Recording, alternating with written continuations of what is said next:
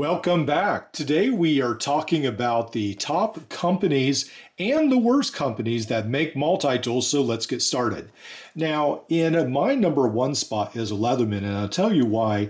It's because Leatherman makes so many great models because you can adjust and mod their multi-tools, and also because, especially with the Leatherman Arc and the Free series, they are very readily accessible tools. So that's why Leatherman comes in number one. Their warranty, made in America, all those things make it number one to me.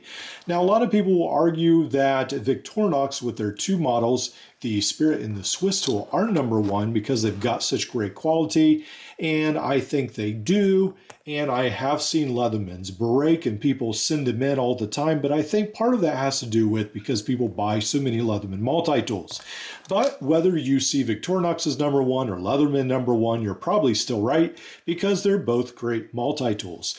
The Victorinox, again, I just have some issues with them not updating their design for so many years, even though they're really, really good. And they did just design an outside opening knife and so forth. But I mean, they're not adding a bunch more models plier based.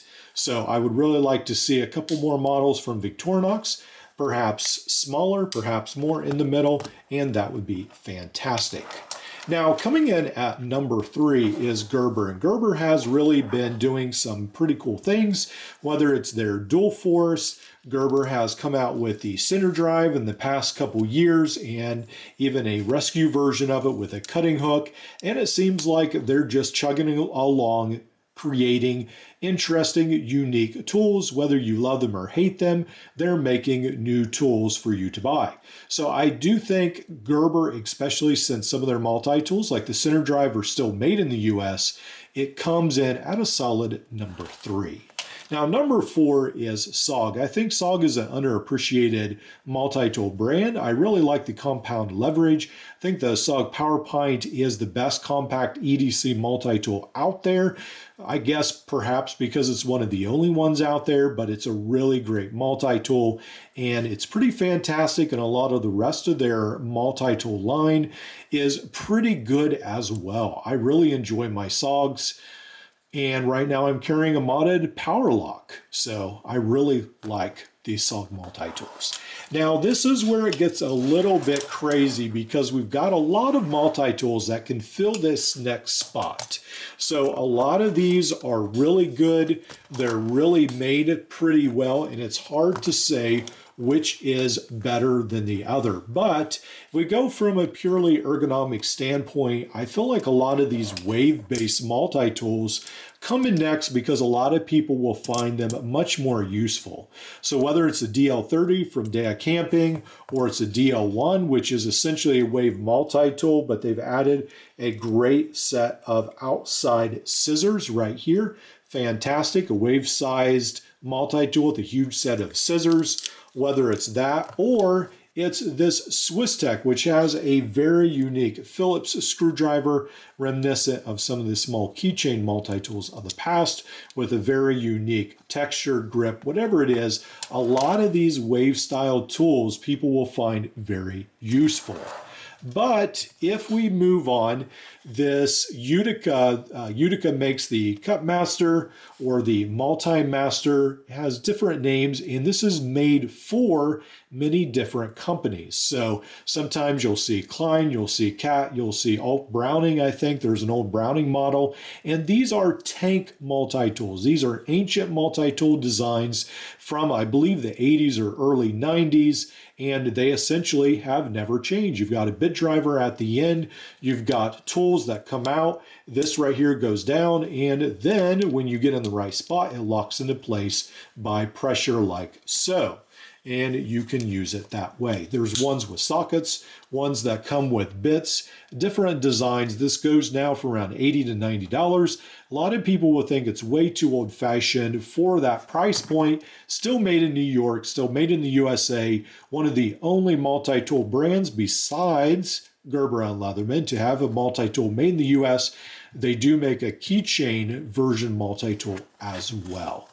Now, in this mix, there are also some great multi-tools like the GOAT multi-tool. I had a couple complaints against this because I had to grind out behind the wire cutters.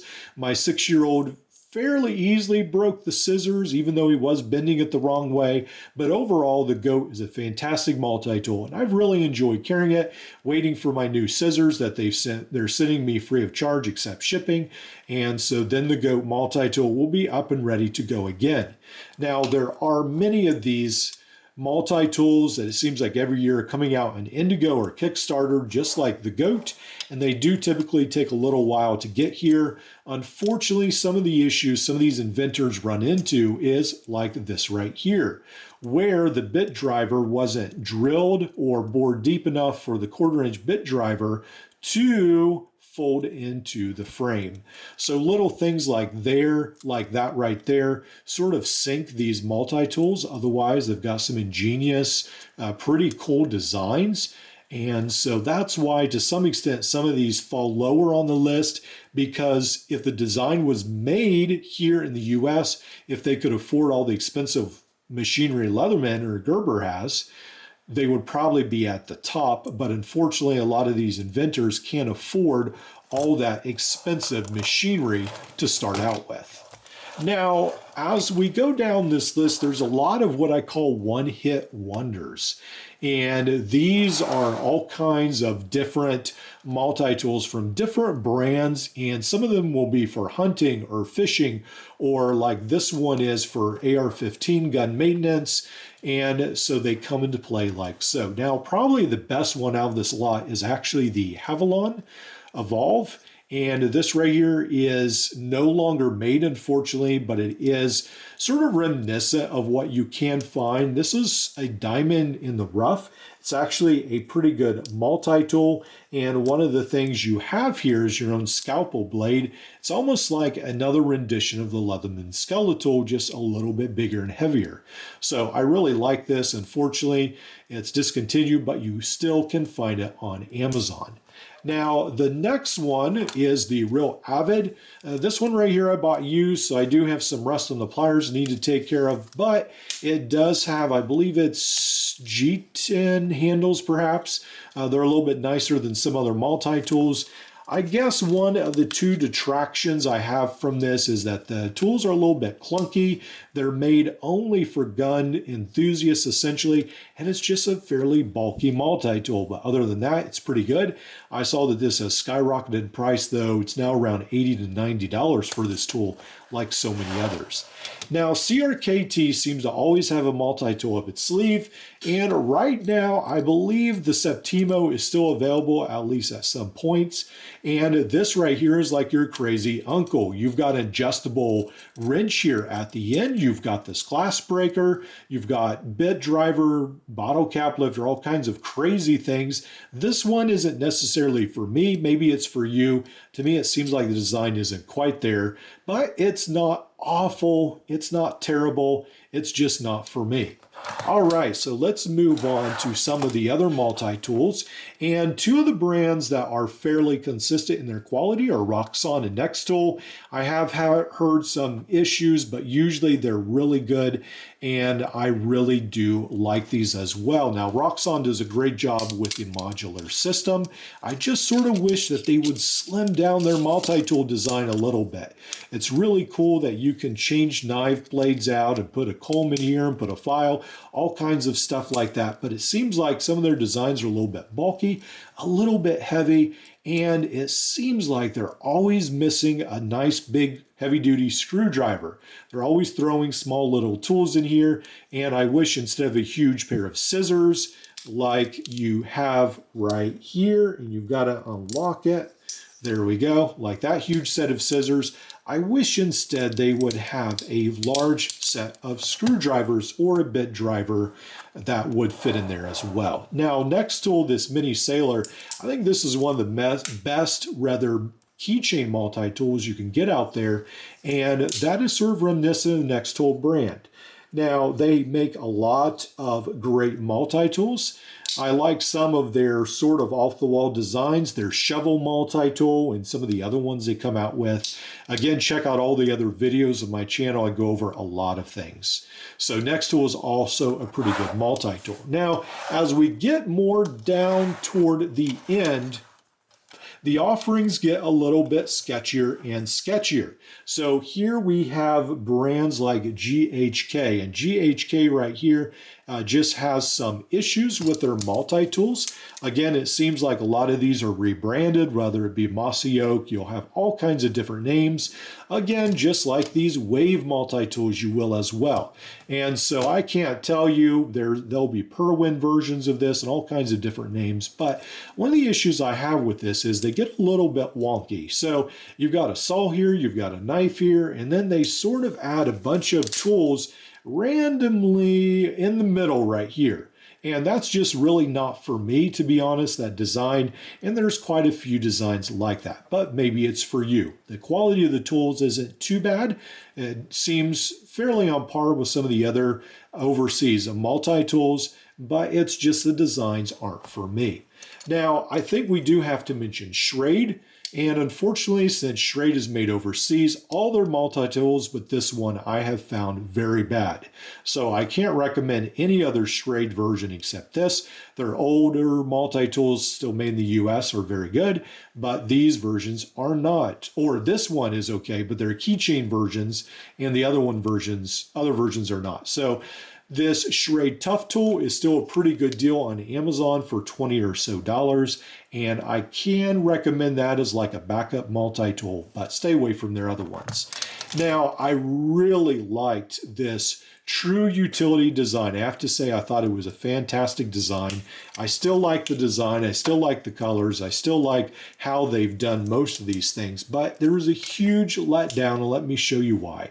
So they have this locking bit driver. It even has a handle to unlock it, but it doesn't lock. Snaps back, forth, And it seems like with some of these companies, they come out with a really nice looking design, but it fails in execution. So be aware of that.